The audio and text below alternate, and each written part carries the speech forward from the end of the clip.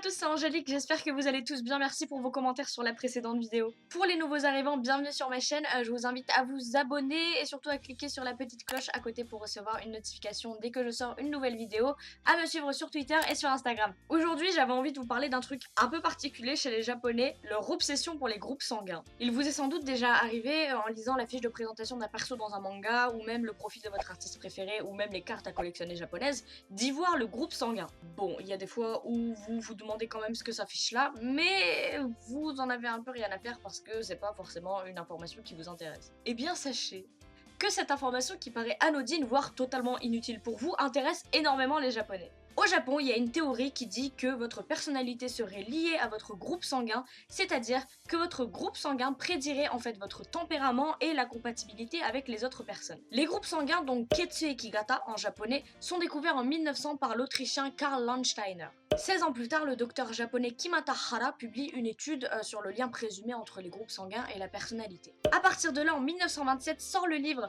Ketsueki Gata ni yoru Kisetsu no Kenkyu, donc étude de la personnalité du tempérament à travers le groupe sanguin, je crois, écrit par Takeji Furukawa.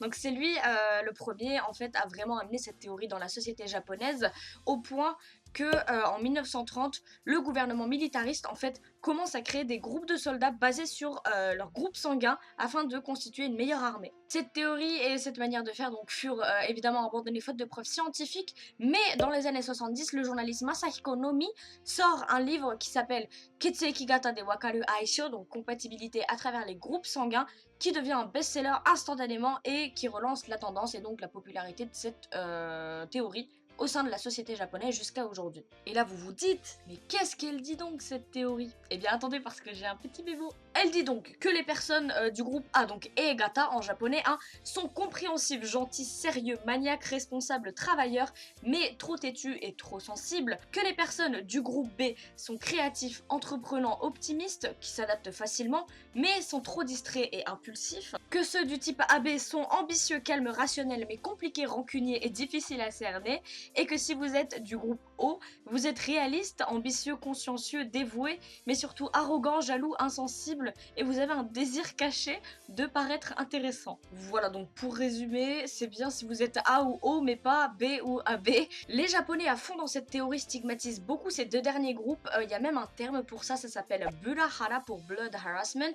Ça a été inventé par Teramitsu Maekawa, qui est auteur de plusieurs livres sur le sujet. En fait, les personnes des groupes AB et B sont considérées comme ayant énormément de défauts, au point de parfois être refusées aux entretiens d'embauche. Oui, juste à cause de leur groupe sanguin. Aujourd'hui au Japon, c'est quand même un business qui s'est vachement développé, on trouve des chewing-gums, des boissons, même des préservatifs adaptés à votre groupe sanguin.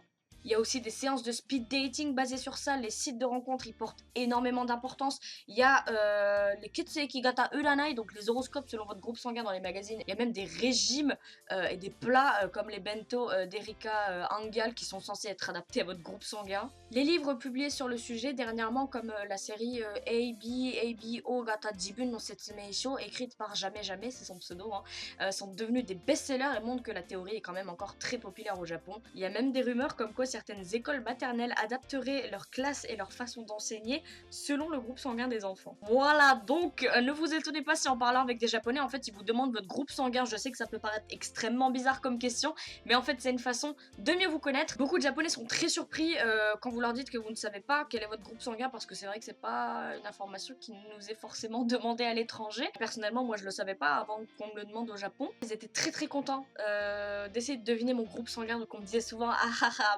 Bigata Desho, alors que je suis de groupe sanguin A, donc je sais pas comment je dois le prendre. Enfin bref, si comme moi la première fois vous en savez absolument rien de quel est votre groupe sanguin, je vous conseille d'acquiescer et de répondre sans dessiner, parce que de toute façon ils vont pas faire une enquête sur vous et qu'ils seront extrêmement contents d'avoir réussi à deviner un truc. Quand je dis les japonais, évidemment je parle pas de tout le monde, mais je dis la majorité des japonais. Il y a évidemment des gens qui n'en ont rien à foutre et qui lisent ça des fois de temps en temps, comme vous lisez l'horoscope quand vous recevez le journal gratuit dans le métro. Voilà, n'hésitez pas à me dire ce que vous pensez de cette théorie dans les commentaires parce que ça me fait rire à chaque fois de lire ce que vous pensez en fait sur les sujets bizarres que j'aborde de temps en temps. Perso, moi je pense qu'il y a peut-être un lien, mais pour moi c'est impossible que ce soit définitif et que ça définisse l'individu pour toute sa vie, parce que je pense personnellement que la personnalité d'un individu peut changer et s'adapter selon les événements qu'il vit. Après c'est vrai qu'au début ça m'a paru un petit peu bizarre, mais je me suis dit qu'en Europe et aux États-Unis on était très friands de l'horoscope et de la numérologie. Alors bon, j'espère que cette vidéo vous aura appris des choses. J'espère vraiment. Je vous dis à la semaine prochaine pour une nouvelle vidéo. Salut!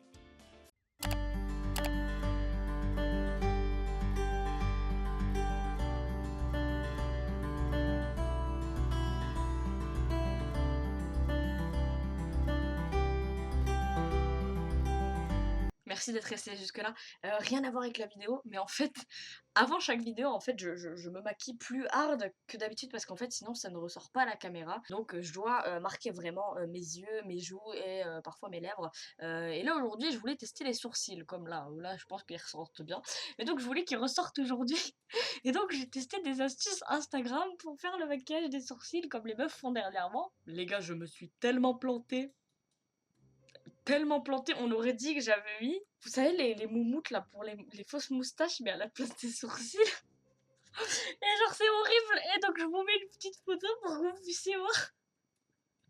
C'est dégueulasse. Et en fait, vous connaissez pas peut-être, mais je ressemble à Imoto, qui est très populaire au Japon. Voilà, faire des vidéos sur YouTube, ça me permet de vous apprendre des choses, m'apprendre des choses à moi-même, et surtout de me faire comprendre que je ne serai jamais douée pour le maquillage. Salut!